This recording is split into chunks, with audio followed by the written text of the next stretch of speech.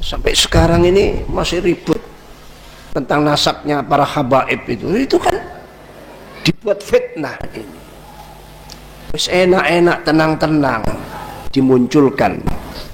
Apalagi jasanya ulama Yaman itu luar biasa ke Indonesia. Tanpa ulama Yaman kita mungkin tidak mengenal ilmu.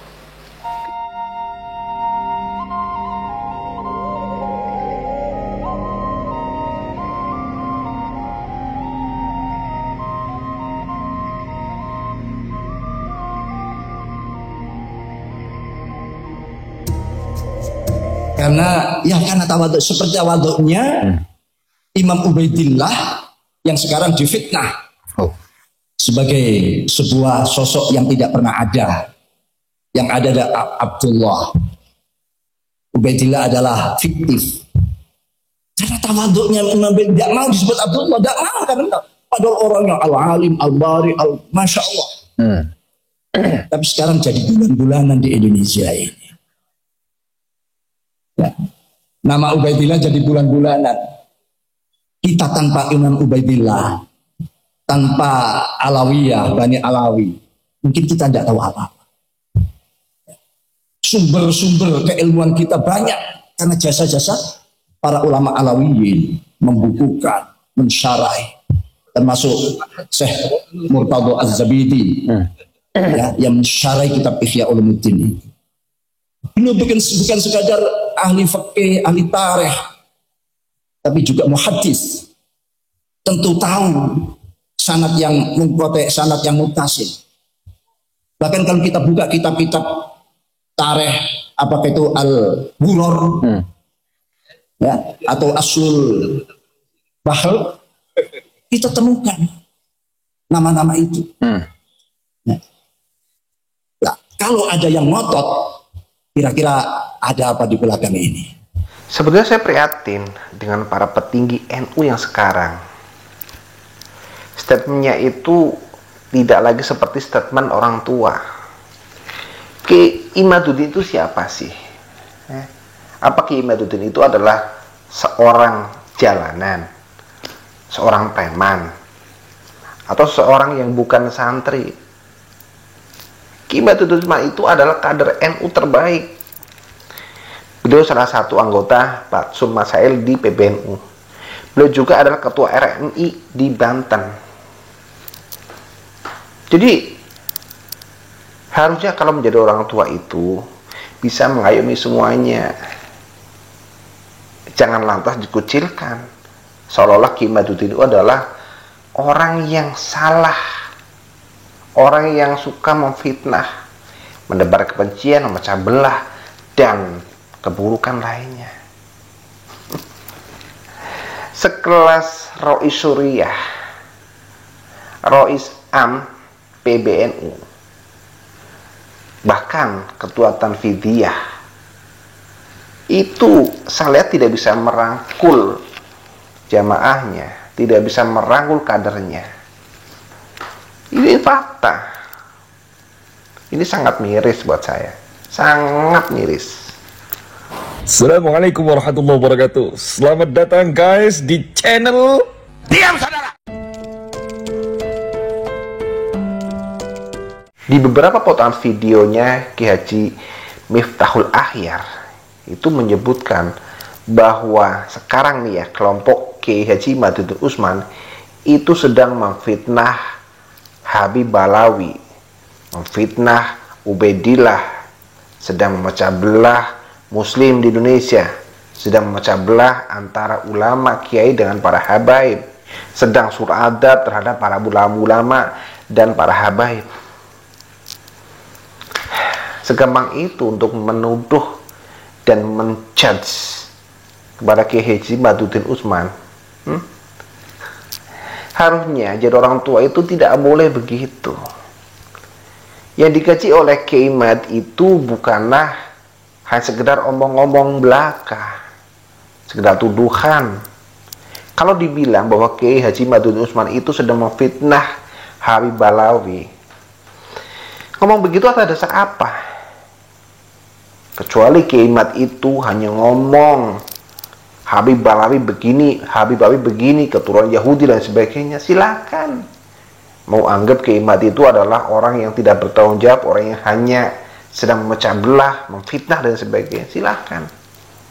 Ya, perlu kita ketahui bersama bahwa Kiai Imad itu di dalam membuat tesis ilmiahnya itu berdasarkan sebab akibat dan sebuah proses yang panjang. Melihat fenomena habaib yang seringkali menjual nasab, mendoktrin, menjadikan pribumi itu seperti budak, kemudian menghilangkan sejarah-sejarah leluhur Nusantara, menganggap Wali Songo itu tidak ada, itu kerjaan habaib. Maka dari itu Kiai Imad mencari bukti-bukti sebuah tanda-tanya besar. Benar nggak sih para habib yang katanya durah Rasul yang harus kita taati, kita hormati, kita ikuti, nyatanya seperti itu.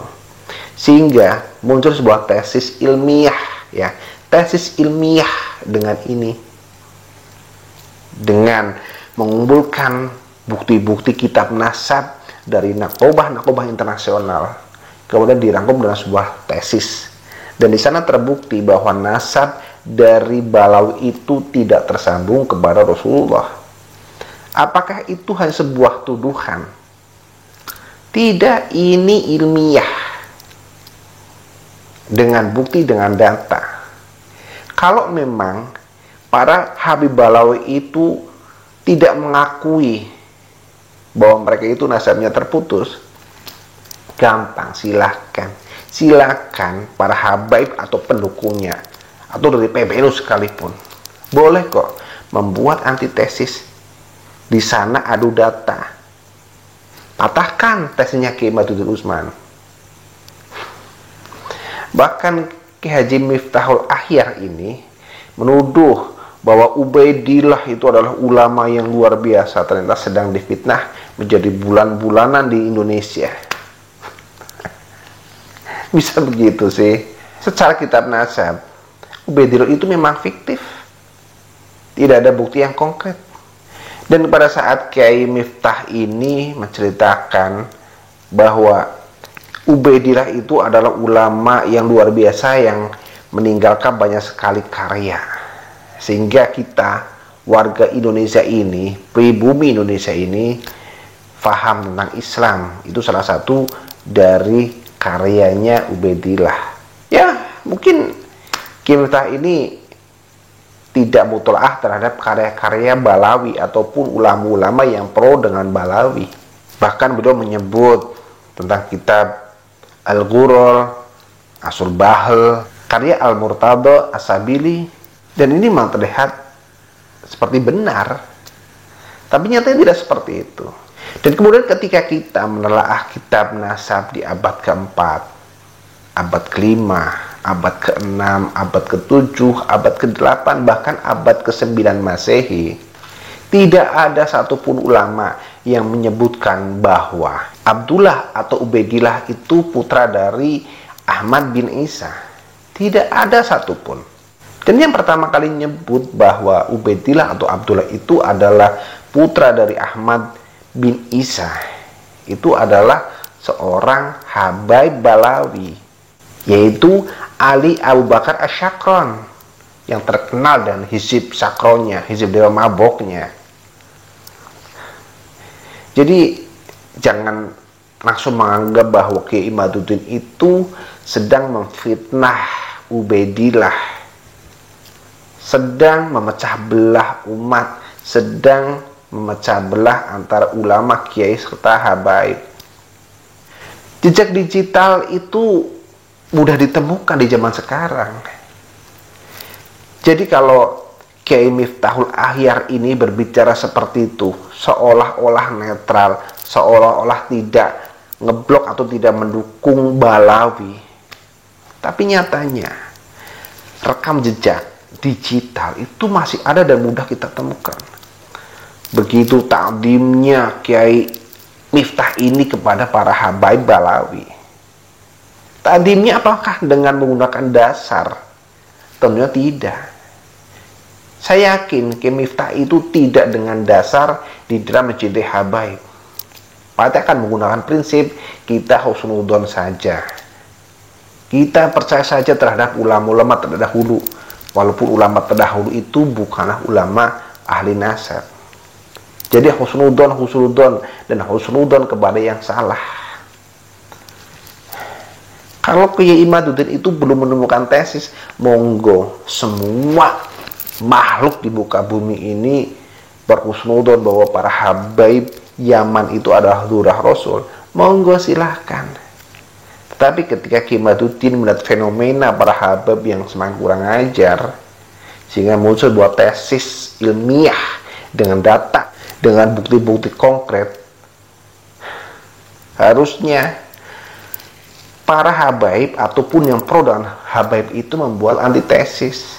Setelah itu oke, monggo mengatakan Kimat itu pembohong, fitnah dan sebagainya, monggo silakan. Mencintai hanya dengan dasar katanya itu tidak baik. Apalagi sekarang sudah muncul bukti bahwa mereka itu adalah bukan zuriyah Rasul. Harusnya stuck di tempat. Kalau tidak mau menjadi pejuang yang melawan kebohongan oleh para habaib, monggo dipelajari dulu tesnya Kiai Imaduddin Utsman ini. Kemudian di tempat merangkul semuanya, dipertemukan, dimediasi. Kalau memang Habib Balawi itu bisa membuktikan tentang nasab mereka yang tersambung pada Rasulullah, ayo silahkan caci maki Kiai Imad dan kami semua, silahkan. Prinsip saya di dalam masalah nasab ini itu hanya akan muncul pejuang, pecundang dan pengkhianat. Pejuang, ketika kita sudah tahu bahwa mereka, para habib ini adalah sedang menjajah kita harus melawan. Itu namanya pejuang. Kalau pecundang, hanya melihat, bahkan berdiri di dua kaki, pro dengan Kimat dan pro dengan Balawi, dan alasan sul adab, takdim kepada para guru dan sebagainya.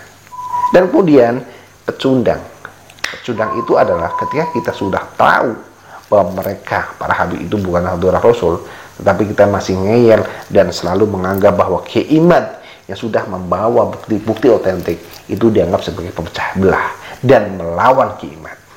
Itu adalah pecundang.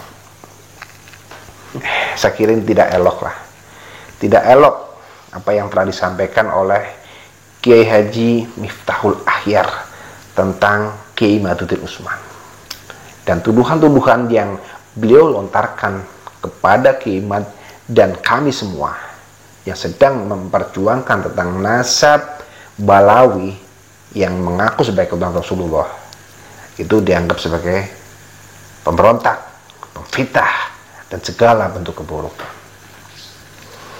Jangan katakan bahwa Sayyidatina Fatimah Zahra ini sedih karena anak cucunya sedang dilawan oleh pribumi. Ya? Jangan katakan itu. Tetapi katakan bahwa selama ini Sayyidatina Fatimah Zahra itu bersedih karena nasab mereka, nasab Rasulullah itu telah diklaim oleh sekelompok orang yang bergenetika Yahudi. Rasulullah tidak akan suka dengan pengklaim semacam itu, pengklaim hanya dari hasil katanya, bukan hasil secara bukti otentik dan dengan kitab-kitab nasab. Apalagi tes DNA. Ayo kalau memang berani, para habaib berbondong-bondong rame-rame, kami itu udah Rasul, ini buktinya hasil dari tes DNA.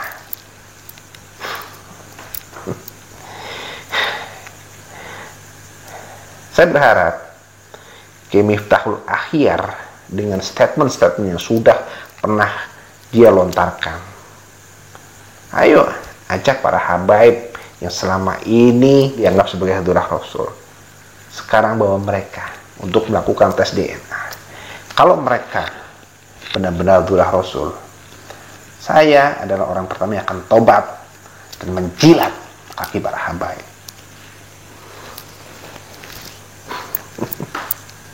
Rasulullah tidak akan suka keturunannya itu dicuri oleh sekelompok orang yang bergenetika Yahudi. Jadi pesan saya kepada Ketum PBNU, kepada Rois Am PBNU, kepada para punggawa-punggawa di PBNU, bukalah hati, buka, jangan taklid buta terhadap Ba'alawi. Sekarang sudah bukan saatnya untuk takdim seperti itu, untuk selalu berhusnudzon, karena sekarang Kiai Matur itu telah membawa bukti-bukti yang nyata dan otentik. Ya, jangan seperti dulu sebelum Kiai Matur itu membukti otentik. Apakah mau kami yang di bawah ini saling berantem antara kami dengan Muhyiddin, dengan budak, bahkan dengan Ba'alawi? Ya? Apakah akan dibiarkan supaya kami itu berantem? Jangan seperti itulah. Jangan biarkan hal ini terjadi. Karena siapa yang akan menjaga negeri ini? Kan buat kita semua.